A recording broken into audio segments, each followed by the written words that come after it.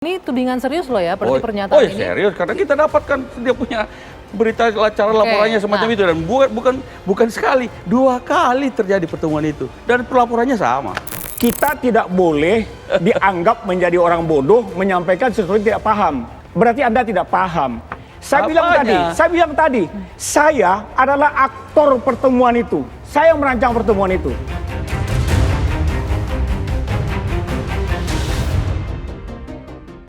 Halo, kita jumpa lagi di Zoom In. Nah, malam hari ini kita akan berbincang dengan salah seorang yang disebut-sebut sebagai inisiator pertemuan kader atau mantan kader Partai Demokrat dengan Kepala Staf Kepresidenan Muldoko. Isu soal kudeta AHY dari Demokrat ini mencuat beberapa hari belakangan ini. Nah, sekarang sudah bersama saya ini, kalau dibilang aktor ya, inisiatornya, penggagas pertemuan di Hotel Aston, Pak Darmizal. Selamat malam. Selamat malam, Anggia. Jadi benar Anda sebagai aktornya, inisiator pertemuan itu? Kan sekarang beredar berita 5 tokoh yang akan mengkudeta Partai Demokrat. Saya bilang mungkin bukan mengkudeta. Kalau mengkudeta itu kan ada pihak lain yang mengkuup. Kalau partai itu nggak mungkin dikudeta. Yang paling memungkinkan adalah ku dekat dan ku sayang supaya ini abadi menjadi milikku sendiri. Itu memungkinkan. Tapi ketika ku dekat dan ku sayang partai itu, distribusi ke bawah menjadi macet, namanya dikekep sendirian.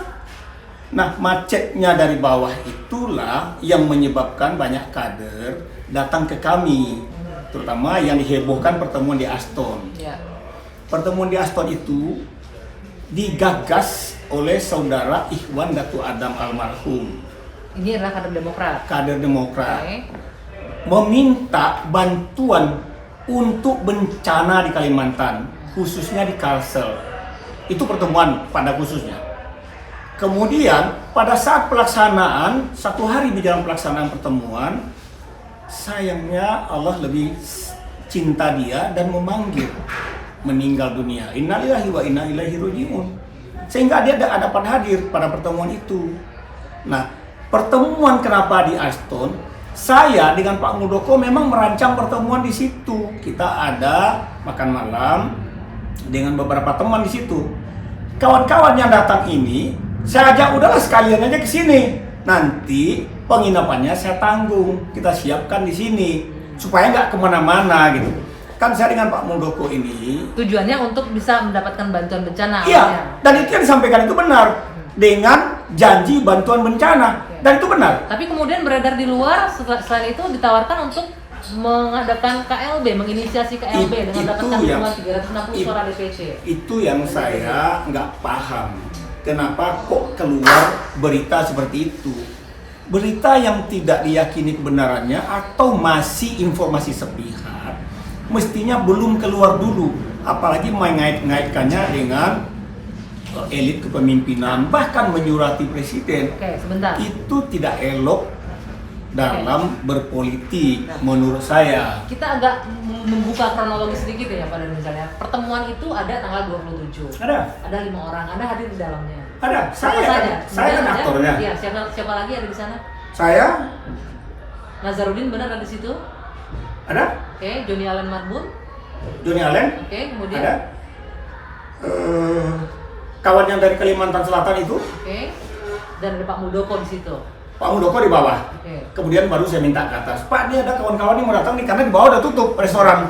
Udah tutup. Kawan-kawan ini kan perlu makan segala macam. Jadi kalau dia di take away ke kamar pasti bisa. Oke. Kalau di bawah udah nggak bisa. Ada dalam pertemuan itu seperti yang ditudingkan. Saya ingin konfirmasi dan klarifikasi. Ada disebut-sebut masalah soal KLB yang diusung Pak Muldoko, katanya mau mengajak DPC dan DPD. Pak Muldoko nggak tahu menahu sama sekali tentang KLB itu.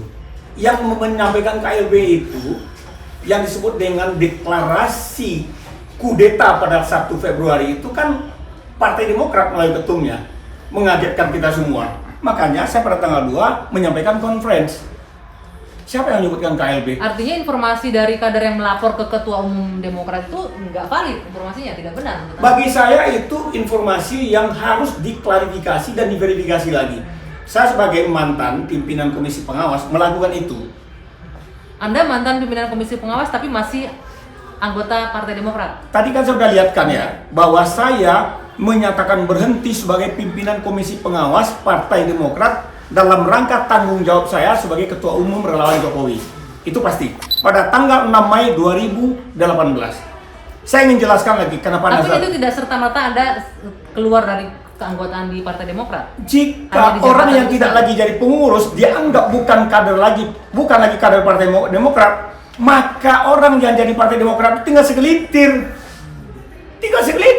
Kalau bukan pengurus, tidak berarti anggota lagi. Seperti yang dibilang Andi Malarang yang tadi.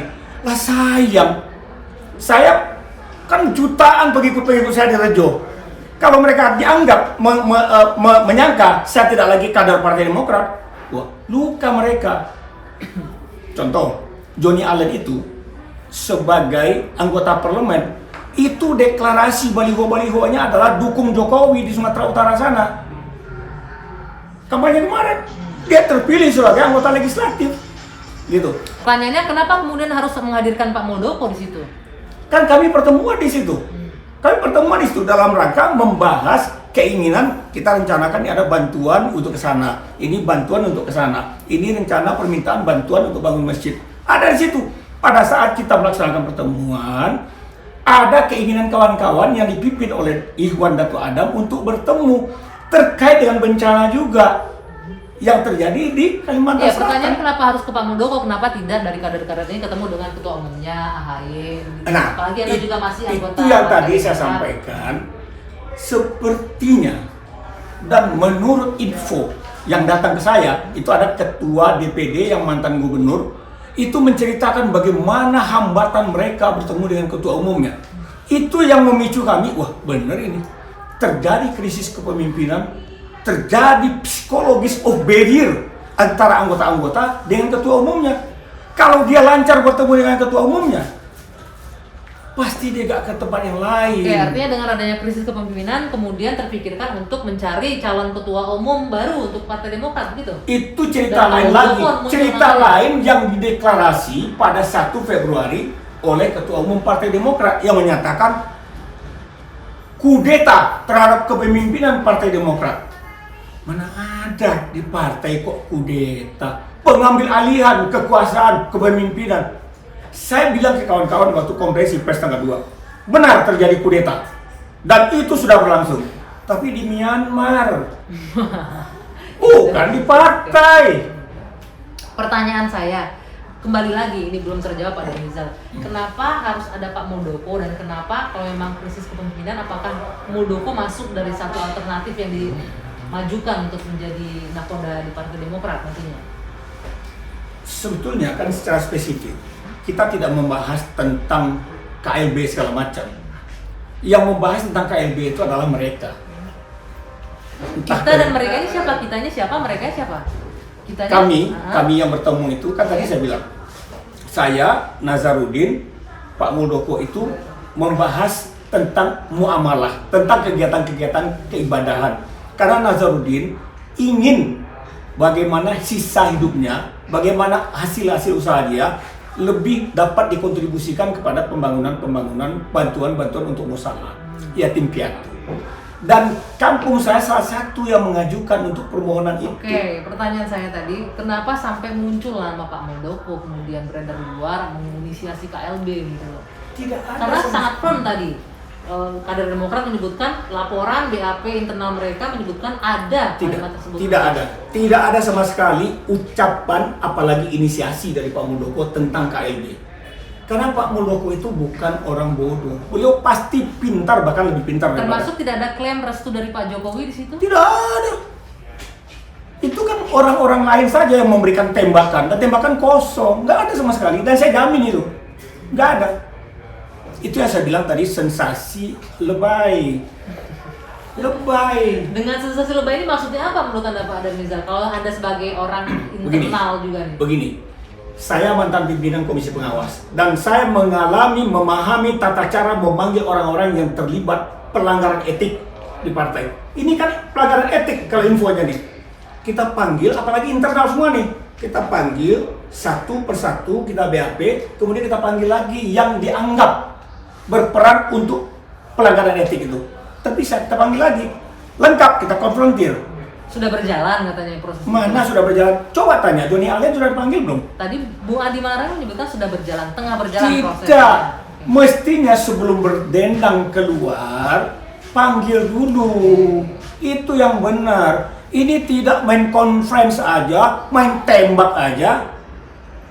Apa sensasi macam mana ini? Kalau saya bilang nih, sensasi yang berhalusinasi, nggak baik. Disitulah kita menilai ada krisis kepemimpinan. Dan pemimpin yang rapuh itu gamang dia kena terpaan. Dan ingat, ada lagi yang mengatakan, Menurut Anda AHY gamang, rapuh, dan tidak cukup kuat untuk memimpin? jangan-jangan bukan dia yang mengonsep pidato itu. Jangan-jangan. Nggak, pertanyaan saya, menurut Anda AHY tidak cukup kuat untuk memimpin Demokrat saat ini? Krisis kepemimpinan itu terjadi apabila pemimpin tidak kuat. Dan itu yang terjadi. Oke. Kan nggak mungkin. Coba, saya minta mereka, saya bisa sebut namanya, panggil ketua Partai Demokrat, ketua DPD, yang mantan gubernur, untuk bicara. Benar nggak kalian tahu menyampaikan ke orang-orang tentang jeleknya kaderisasi, peristiwa Partai Itu Demokrat? klaim sepihak yang kita nggak bisa konfirmasi kan? Betul, ya? itu maksud saya internal tadi. Ya. Mereka harus memanggil, bener nggak? Kok kamu bisa Oke, cerita nih, kemana-mana? pesan deh kalau gitu pada menit terakhir untuk partai yang Anda masih ada di dalamnya ini apa nih terakhir nih? Partai ini butuh figur yang kuat, butuh figur yang egaliter, butuh figur yang tidak menciptakan psikologis of barrier, yang semua orang bisa dapat bertemu dengan dia. Bagaimana? Seperti kepemimpinan Profesor Subur Budi Santoso, kepemimpinan Hadi Utomo, dan puncaknya terbaik susunan bagaimana mengelola organisasi dengan super tim itu adalah ketika Anas. Hadi Utomo, partai dengan... Ketika kepemimpinan Pak SBY gimana? Jadi gini, Pak SBY itu punya catatan dan lompat-lompatan yang bagus ketika menjadi kepala negara. Sebagai pemimpin Partai Demokrat saat itu, pertanyaan saya. Ketika beliau memimpin Partai Demokrat, beliau mendapatkan partai pada posisi yang baik. Setelah beliau pimpin, loncat ke bawah. Pimpin periode kedua, loncat lagi ke bawah. Oke. Sekarang turun ke anaknya yang kita takutkan. Begitu kesepakatan fraksi-fraksi di parlemen sana menetapkan parlemen threshold 5%, saya takut. PT naik, PD nyungsep. Itu yang kita Tidak bisa takutkan. masuk. Dan kita Oke. nggak ingin Oke. partai ini seperti ekor tikus. Oke. Berakhir di ujung yang gelap, yang Oke. habis. Mestinya partai ini naik, setidak-tidaknya stabil gitu. Mudah-mudahan ini keluhannya didengarkan oleh Partai Demokrat ya. Itu yang harus dilakukan. Oke, Jadilah baik. pemimpin yang bisa menerima semua orang, yang egaliter. Jangan takut ada KLB itu. Pemimpin yang kuat, kaderisasi yang bagus, tidak takut dengan KLB. Oke, terima kasih Pak Darmizal atas waktunya. Mudah-mudahan bisa segera selesai ya isu internal. Partai. Bukan mantan partai Anda ya, masih partai Anda. Walaupun sekarang jadi ketua relawan Jokowi. Kami ini berdarah-darah dulu membesarkan partai ini, Anggi, berdarah-darah. Sekarang saya tanya, berapa orang sih pengurus partai hari ini yang tahu siapa pendirinya? Bangsa yang besar harus bangsa yang menghargai para pejuang-pejuang dan mencatat sejarahnya. Nah, partai organisasi juga gitu.